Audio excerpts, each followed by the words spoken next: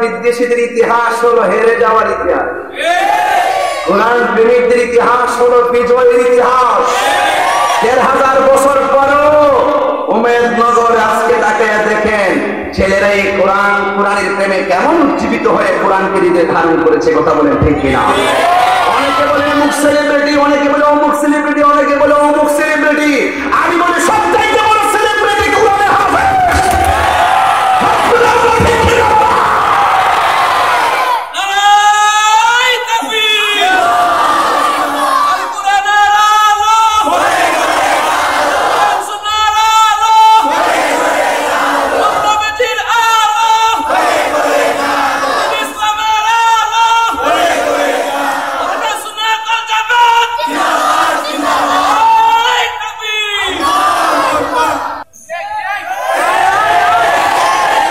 আমাদের মধ্যে আল্লাহুম্মা সাল্লি আলা কইলে সুজদা লাগে না, যেই মাত্র আল্লাহুম্মা সাল্লি আলা মুহাম্মদ কইবা তখনই সুজদা দিবি। কথা কর ঠিক লাগে ঠিক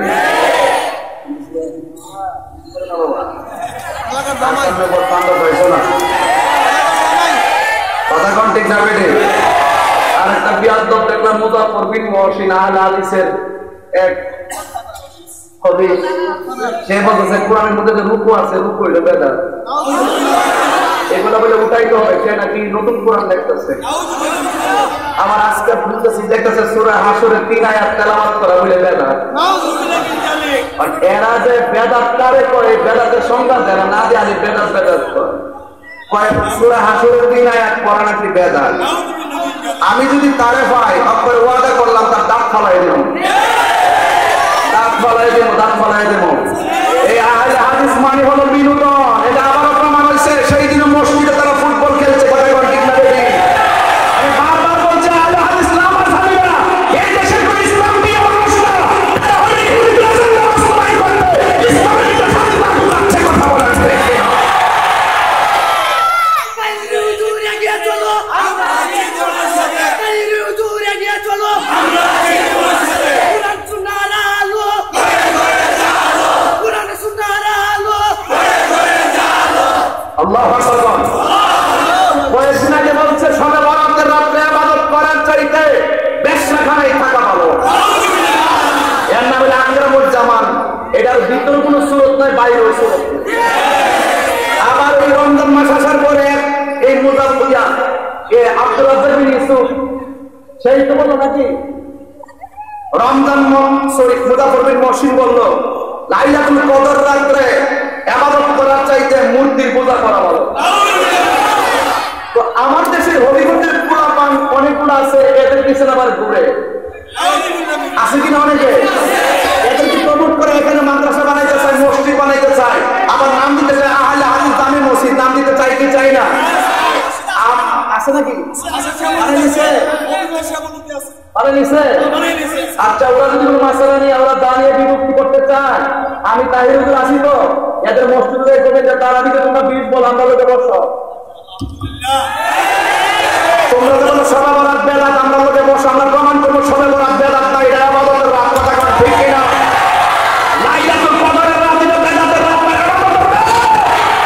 সূরা হাসর তেলাওয়াত করা বেদাত নয়, সূরা হাসর করা সকাল এবং সন্ধ্যা ফজরের পর মাগরিবের পর যারা তেলাওয়াত করে 70,000 ফেরেশতা তাদের গুনাহ মাফ হয়ে যায়। কাকে কথা বলেন ঠিক কিনা?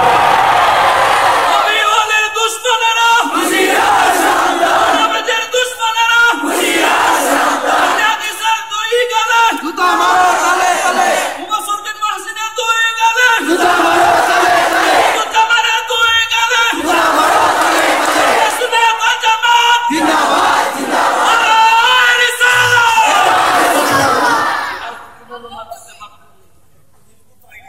যারা বেশি নামাজ পড়লে 500 করে দেবে। সিন্ধু মুরব্বিটা কইছে মুরব্বি জানো ইহুদিদের এজেন্ট বলে এ দোস্ত এই যারা একটি বাচ্চা আছে ঠিক কই বেশি বড় বড় কথা কইতে পারে না, ঠিক না বেটি? এদের সাথে আমরা তবে দিন শেষে এদের পতন হবে। কয়েকদিন আগে একটা আইছিল বস অনলাইনে ডিবেট করতো, তারপরে একদম মাথা নোয়া বিদায় হয়ে গেছে। যে যে শীতগুলোতে এইগুলো হেরা ওয়াজ করে, তার ঠিক নাই, হাদিসের সনদের গবেষণা নাই, মতন বুঝে না, কখন হাদিস সহি হয়, কখন হাদিসটা সহি আর বড়, এটার সনদগত ঠিক আছে, মতনের মধ্যে ভেজাল আছে, এই হাদিসগুলো আসলে কোন হাদিস বলা হয় এগুলো তোরা জানে না। উদার শায়েখরা যে পুঁজি দিয়া মান নামাই দে এতটুকু আর পুঁজি, কথা কোন ঠিক কিনা? ওরা অনলাইনে বেছে নিছে, অনলাইনে বলে দে, গুগলে ঢুকাই দে।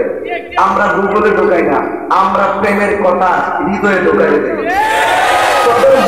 তোদের গুগল ইউটিউব কুল্লু মানানা হাসান, আর আমরা যে এখানে ঢুকাই দেবো, এই সফটওয়্যারে যে ঢুকাই দেবো, এটা হাসর মাঠে কথা বলবে, কথা বলতে পারবে। তোরা ধরা যায় যে আমরা পারতাম, কেন জানিস নি? কারণ তোদের মুখে তোরা বলছস নবী নাকি হাসরের ময়দানে সুপারিশ করবো, দূরের কথা নবী নাকি বলবে আমার নেকের পাল্লা ভারী হয় নাকি বদরের পাল্লা ভারী হয়। এগুলা এই অঞ্চলে আসে না, বড় বসে বসে ভিডিও বানায় সারে, আর আমরা তোমার দিয়ে আর ভাইরাল হয়, ঠিক না? এবার তো বই আমরা মাঝে মাঝে বইটা দেখলে গান করছে তাপবাদ ইয়াদা আবিল হাবি ওয়াসা আবুল হাবরে তো সিনাই তো লাগে না, আমার খোলা ভাত বিপাকে যাবে, কথা কোন ঠিক না? এই জন্য আমরা ধরাই দেই, একটু ধরাইয়া দেই। তবে একটা কথা মনে রাখতো, তাহিরি কাউরে ধরে না, ধরলে কিন্তু ছাড়ে না। উপরে করবা না, গায়ে কইরা ফুটুর করবা না, সাবধান কইরা দিলাম। এখনো সময় আছে, সোজা হয়ে যাও। আমি মাননীয় প্রধানমন্ত্রীকে এবং আমাদের দায়িত্বশীল যারা নাই তো থাকলে তো কাজ দিত, আরে আমরা মতন আরো 20-25টা লোক সংসদে গেলে তো চাপা যেতে পারতাম, ঠিক না বেটে?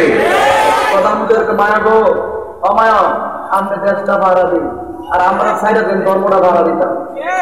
সব দিনে এদের বিচার শুধুমাত্র, এদের বিচার কিন্তু সবে বরাতে রাত্রে বাইরে না, আমরা আমাদের কোনো সবে বরাতে বাইরে করলাম, এরা ওই রাত্রিতে ভাত খাবে চলে গেছে, কথা ঠিক না বেটে? ঠিক আছে কথাটা? এদেরকে রাখতে হবে ছেলে দিতে, এরা হইলো ফেতনাবাজ, সবচেয়ে বড় ফেতনা হলে দিন নিয়ে যারা ফেতনা লাগে, কথা কোন ঠিক না বেটে? তবে যাই হোক, এক মাকে শীত যায় না, তোমাদের পতনও আসতেছে। জাতি এখন বুঝতে পারছে তোমরা যে বিনোদন, আবার